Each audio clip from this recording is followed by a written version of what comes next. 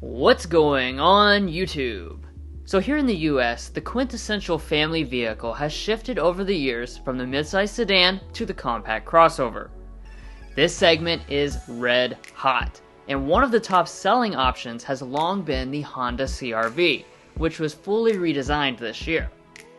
However, sales figures aside, there is another product that often gets even more praise than it does, the Mazda CX-5. Its sales are a small fraction of the CR-V's. However, people in the know understand that this is certainly one of the top offerings in the class. But which of these two is most deserving of your hard-earned money? Let's go ahead and find out.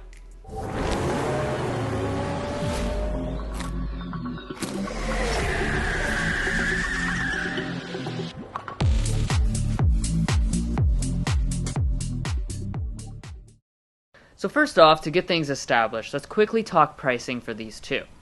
Starting with the all-new CR-V, we have the fully loaded model, which is now known as Sport Touring. This top model comes standard with every single option available, making its total price $40,395 after destination. Moving to the Mazda CX-5, we have the equivalent fully loaded model, called Signature. It too comes standard with everything, so the destination charge is the only add-on. Its total is ever so slightly more expensive at $40,975. But let's not waste any time jumping into the exterior before we check out the cabins and take them out in the street later in the comparison. So when it comes to these designs, both brands have listened to customer feedback and made the models look a lot more dynamic and less bland. On the Honda, of course, this is a brand new design this year. And the Mazda, while it has been on sale for a while, was just recently refreshed. We like to keep things objective in these comparisons, so we won't be grading the designs. But in terms of the headlights, the Mazda has some advantages. Both are fully LED, but it utilizes projector LEDs that are also adaptive. Neither offer fog lamps anymore.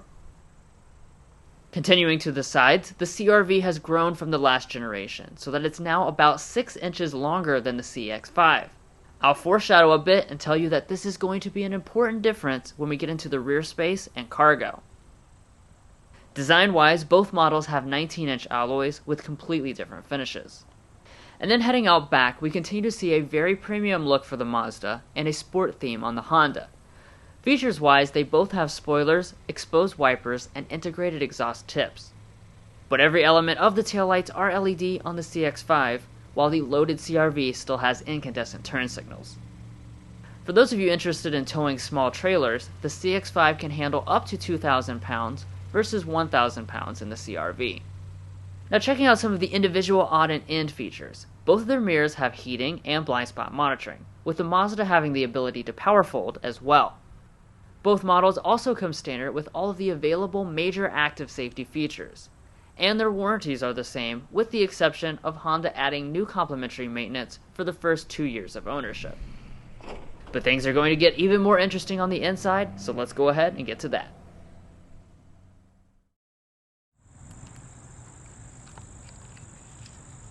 Now approaching both models, you will find smart entry systems as expected. However, only the CR-V integrates remote start onto the key fob so that you don't have to pay for an app subscription like you do on the Mazda after the trial ends. Another difference is that the CX-5 doesn't have a sensor behind the handle, so you have to press the button to unlock. Now once you open up the doors, you'll find nice looking interiors which actually have some striking overall design similarities. But there are a lot more differences than similarities in the details. A major one being the seating material. The CR-V has leather seats, but the CX-5 Signature comes with premium Nappa leather seats, which is one of the nicest grades of leather. Dark brown is the only color choice on the Mazda, and black is the only option on the Honda. And they both have 10 ways of power adjustment, memory, and heating. Seat ventilation is not available on the CR-V and is included on the CX-5.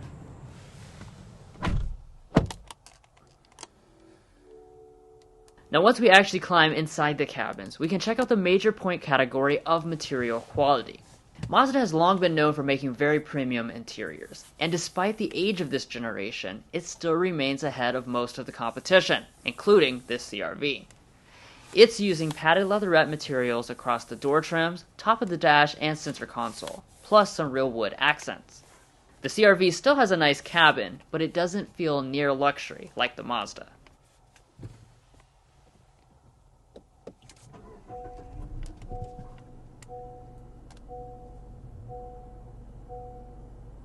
Once you fire up the two crossovers, you'll see a half digital and half analog gauge cluster on both of them. But only the Mazda has an available head-up display. They also have heated, leather-wrapped steering wheels along with rain-sensing wipers. But moving on to another major point, let's talk interior storage. Hondas are known for making the most of the available space, and the new generation is no different. It has a class-leading 9 liters of center console space, plus a generously sized bin in the front for all the loose objects. The Mazda areas are a lot smaller, although both of them do have wireless phone chargers. Taking a look at the shifters next, both are sticking with traditional ones. But once in reverse, you will see a difference with the rear view cameras. The CX-5 is rocking a 360-degree camera, which is something not offered on the CR-V. As far as climate, both have dual-zone automatic setups. And as far as audio, they both also have Bose Centerpoint sound systems. Let's listen to a quick sample, although they sound the same as you would expect.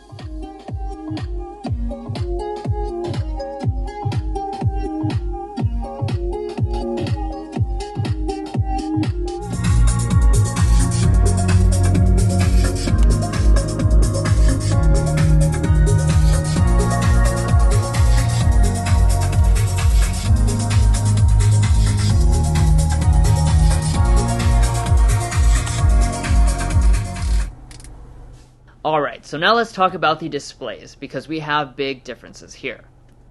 First off, the sizes. 9 inches in the Honda and 10.25 inches in the Mazda. While not a huge difference, that's still about 13% more screen real estate.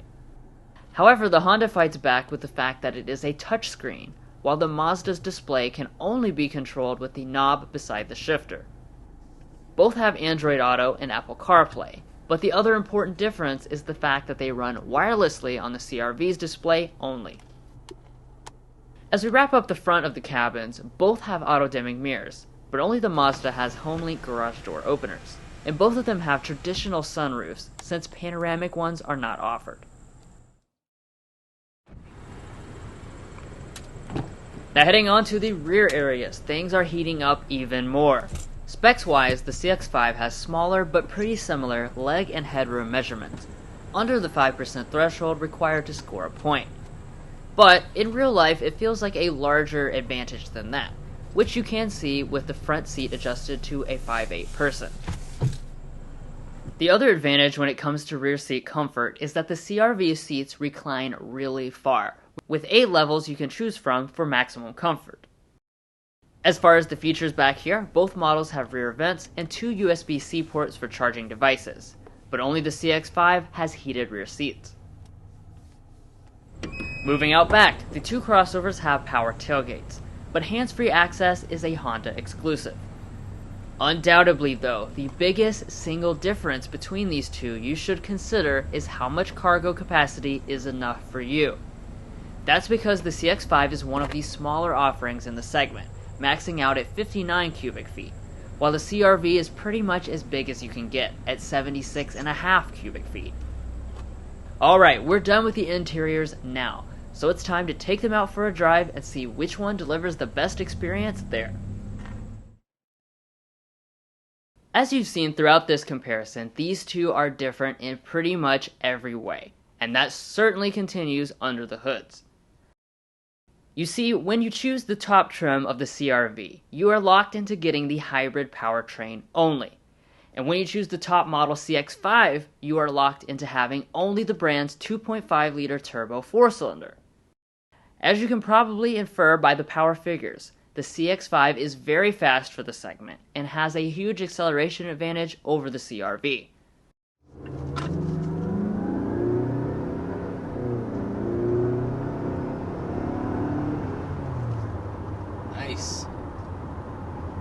Nice wall of torque really propels you up to speed.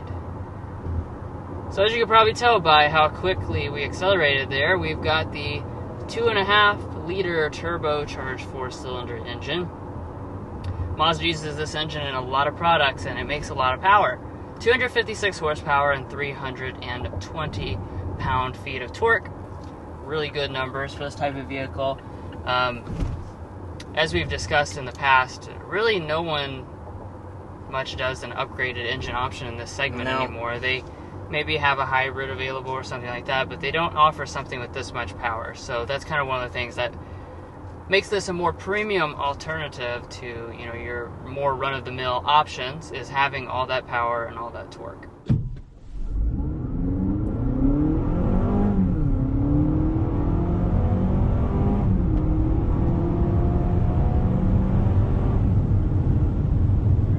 No, I have to say, I'm actually quite impressed. It definitely feels substantially quicker to me than the standard 1.5 turbo, and it just feels really nice behind the wheel. You know, it's not, of course, like the 2.5 turbo in the Mazda CX-5, but this is more than adequate for the average person's everyday use. As far as the transmissions, the CR-V utilizes an eCVT, and the Mazda uses an old-school 6-speed automatic, and both of them have standard all-wheel drive systems. Because of shift simulations, the CR-V doesn't have any drone, and the CX-5 accelerates with a nice growl. Now, as far as the transmission is concerned, just like in years past, we do continue to have a 6-speed automatic transmission. And like I've said in past reviews as well, yes, 6 is less than 8 or 10, yep. As you may know, but it's a very smooth transmission. And I think that really ultimately is the biggest thing, because, you know, most of the time it's not really something that you're going to notice. It is pretty responsive, and it's nice and smooth, versus some of the other transmissions maybe have a bunch of speeds, but they get a little confused at times. So I definitely don't mind this transmission at all. Now, another thing you might have been noticing was the transmission. So this does have an eCVT transmission, but Honda has added a new shift simulation this year versus what they had previously. And speaking of sound, once the engines have quieted down after the acceleration and you've made it up to highway speed, you're probably wondering how quiet they are. Since we had to test the CR-V at a press event on a very rough California road, these scores aren't exactly apples to apples.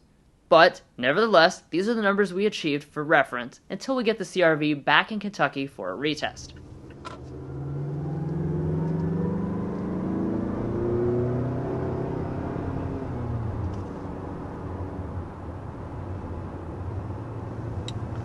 Alright, now that we're sitting at around 55 miles per hour, let's go ahead and get our sound level reading.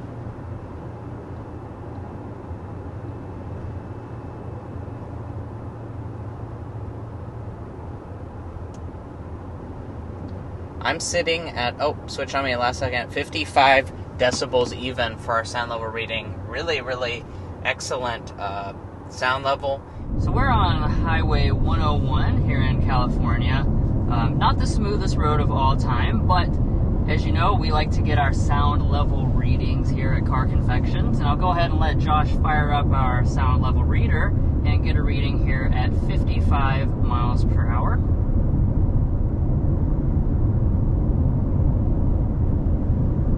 Alright, so it looks at 55 miles an hour. We're going to be around 61.2 decibels. Now let's talk about one of my favorite elements of these two, and that's the driving dynamics.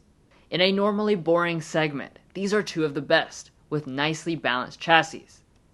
That being said, the Mazda is the BMW of the segment, with spectacular handling and some of the best steering found in any crossover, period. So Honda always kind of bakes in a little bit more athleticism than many of their rivals, and that does continue for this model. It's actually 15% stiffer than the previous generation, and you can actually feel that as you go around corners, or as I just turn here in a straight line. It's a nice, pretty buttoned down feel. And of course, we can't let this review go by without talking about one of the consistent best things about a Mazda, and that's the feel behind the wheel. Of course, in this category of vehicle, super sporty performance is not the number one thing people are looking for, but it's really just a great bonus that I like to have here on the Mazdas, because you can go around corners like that and you just have such a nice, tight, balanced feel. Mazda really sweats the details when it comes to driving dynamics and handling, and they make sure that even vehicles that aren't focused on that still have great handling, and especially the steering as well. It's just so fast. It has a nice heft to it. It really surprises you when you get behind the wheel every time that a vehicle in this class can actually be fun to drive. The trade-off of the flat CX-5 handling is that it's sprung tighter, and that means the CR-V rides a bit smoother and takes bumps better. But speed and performance have their trade-offs, and the main one here is the fuel economy. The CR-V gets an excellent rating of 37 combined, which is 13 mpg more than the CX-5. Furthermore, the CX-5 recommends premium fuel for full power output, so it's safe to say it would be far more expensive at the pump.